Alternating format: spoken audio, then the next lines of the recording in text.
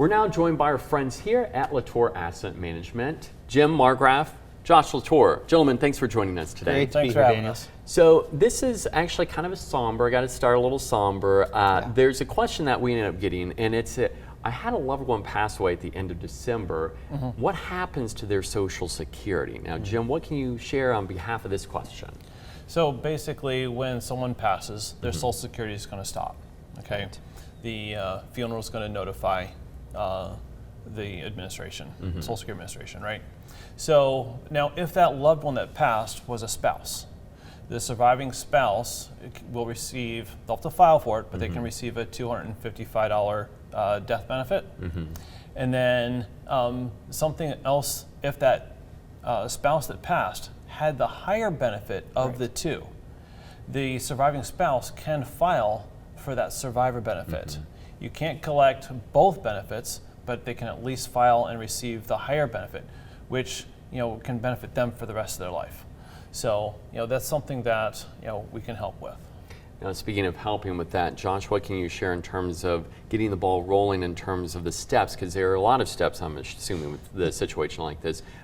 Where do you start exactly? Well, yeah, there can be a lot of steps, Daniel. And unfortunately, in the line of business that we're in, we work with a lot of retirees. And so from time to time, we do have that happen where a spouse passes away. And the other spouse, I mean, they've got a lot on their plate already. There's a lot of grief, a lot of emotions going on.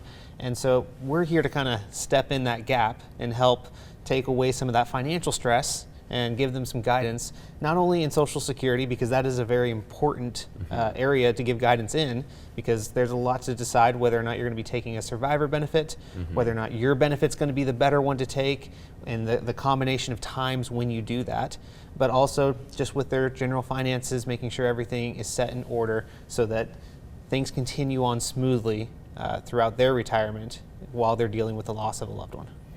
Now, Jim, if there's any question in terms of what to do in this case, starting today, right now, what would you advise a viewer out there what they should do?